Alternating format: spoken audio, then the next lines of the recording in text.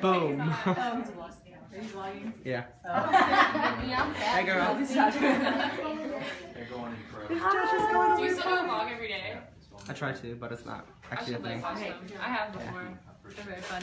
One of your videos has like 100,000 views or something. 100,000. I was like, what? Yep. We will miss you, Jessica. Thanks, Brandon. Jessica. Then.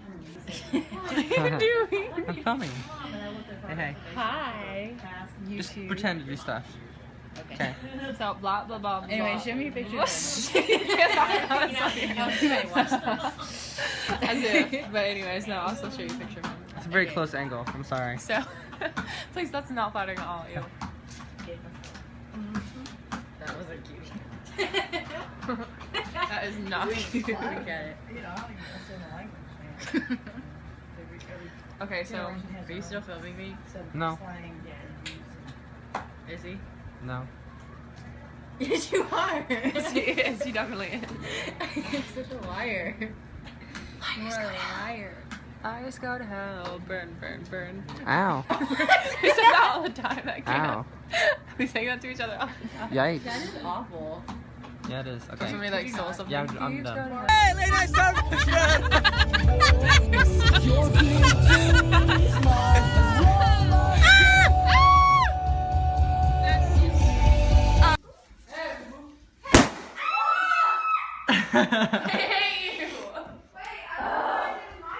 You're just getting deeper on the not friends list, Brandon. Way deeper down on there. Like, you had a chance of being friends again and now it's not.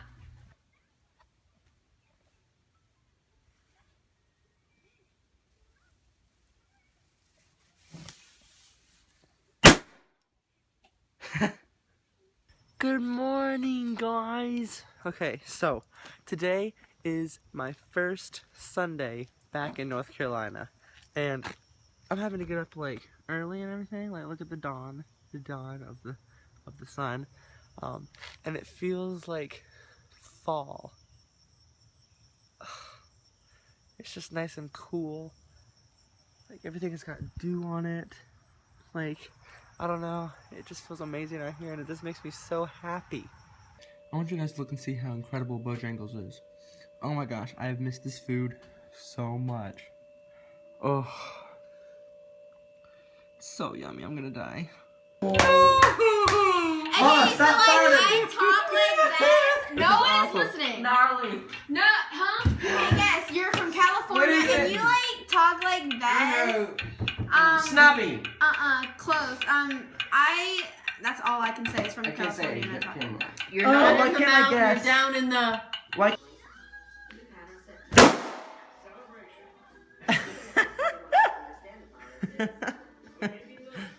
Oh man, that never gets old. Hey. No, you didn't fix it right, right? Hey. Oh my hula my holla my hula. Come here, let me stop you in Please the go night. take your shower. May still be entitled to a cash award. Mesothelioma is a rare cancer caused by exposure.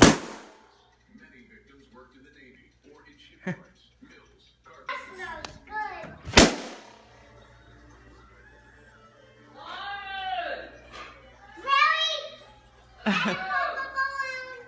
Ho, ho, ho, ho! Merry Christmas!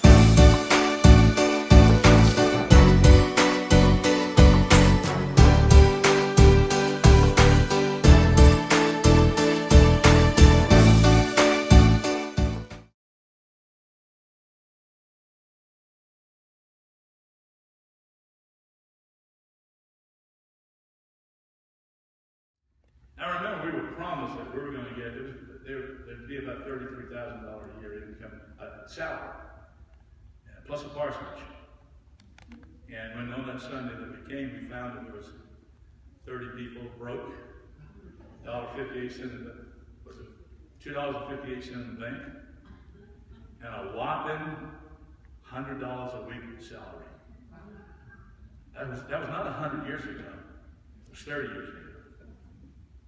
No parsons to live in, ended up being the pastors. But we went in there and tore that place apart and began to work on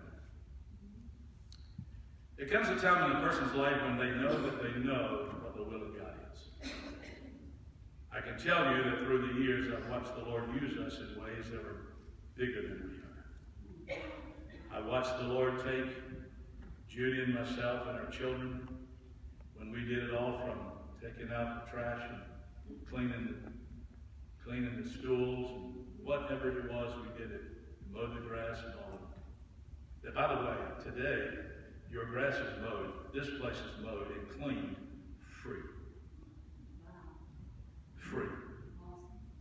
It is absolutely a phenomenal miracle, and we thank God for it. There have been times when we knew that what we wanted, and when we thought about what we wanted and sought God, it was not what He wanted.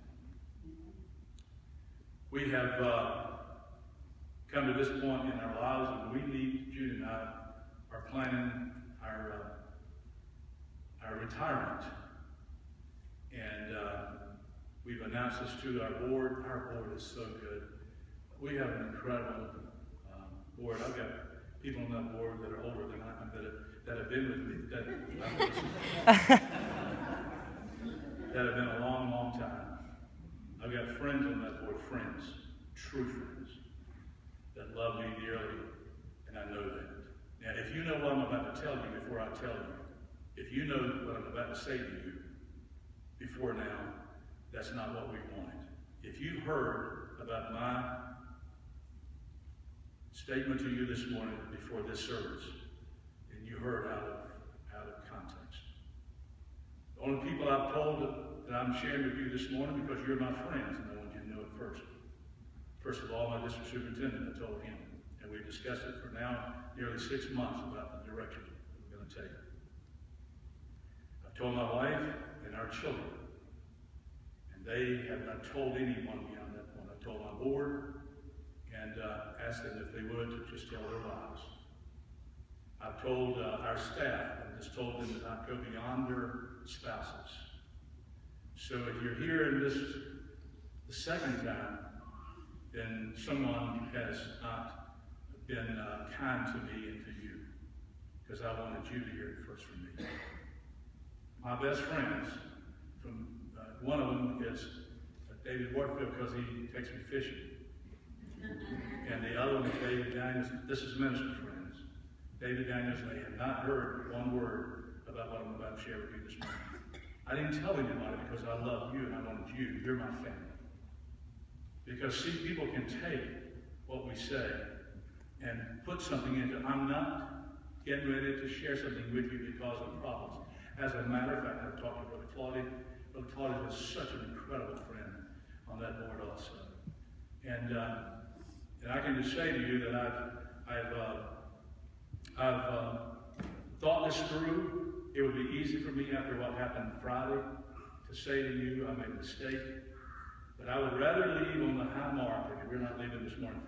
I'm not resigning. I am setting myself up. We are setting our family, my wife and I, to be able to enjoy some years ahead on our retirement plan.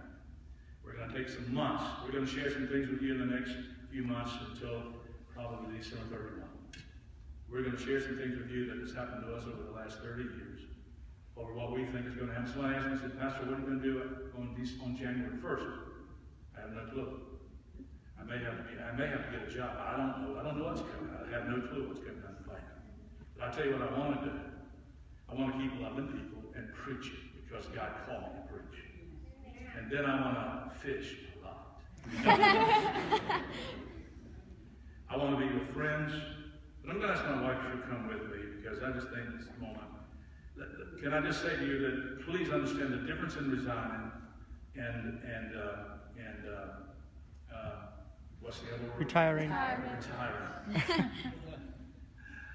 My wife and I have been, my wife has had the office next to mine for about 40 years or more. 43 years. I knew that, but I didn't want to say 44, but I shouldn't. 43 years. When we started in the ministry, God called her to the ministry with me. Every day, almost, that I've been in the office, she's been. A lot of days I haven't been here, she was here. In the past 4, 5, 6 years, she's taken the administrative role of this church because I wanted to give a little bit more time to study and pray. And she has been beside me all these years. And I've been talking to her for a while because I know that the church, I love you, and the church, there's so much potential here for great things for God.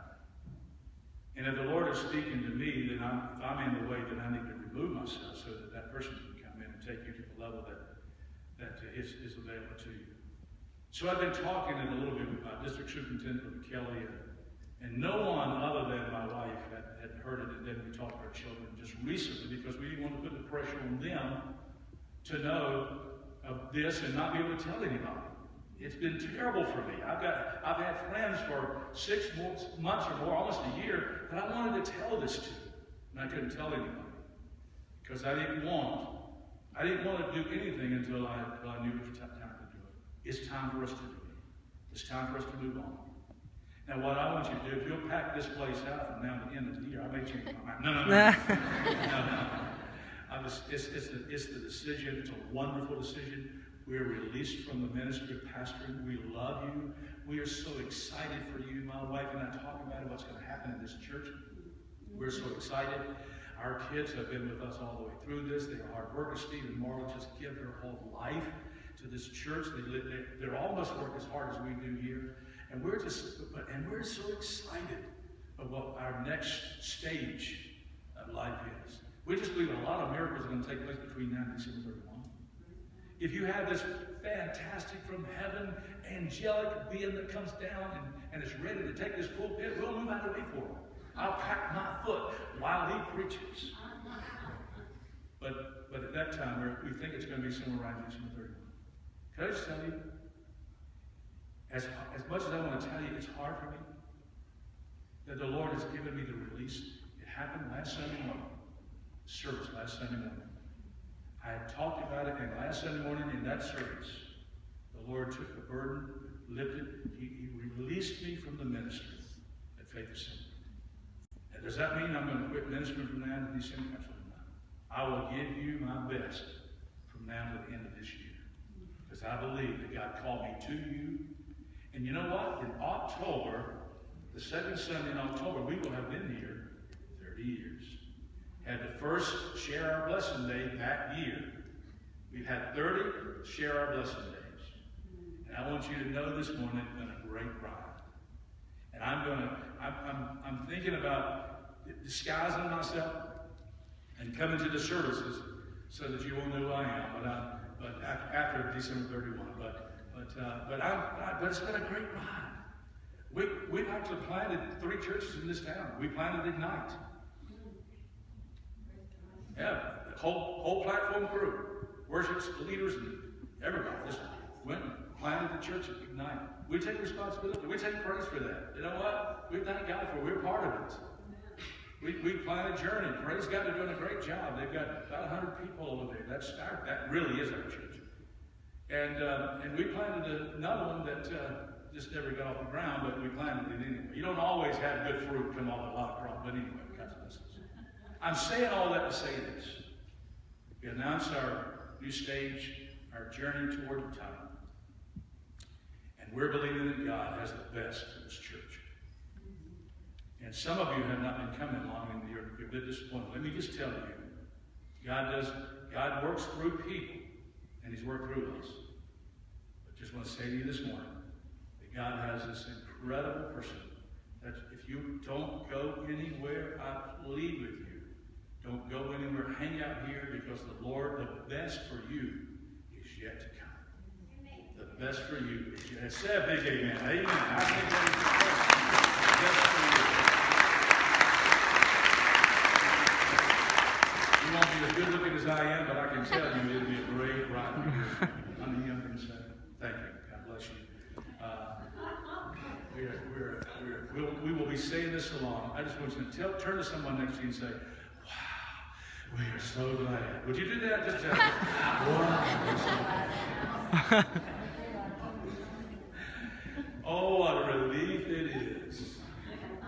Because we're going to do what God wants us to do. If I don't do what God wants me to do, I'm going to tell you, you're going to be one miserable bunch. Because it happened to me one time, and I did it my way. And God closed the river for 4 years.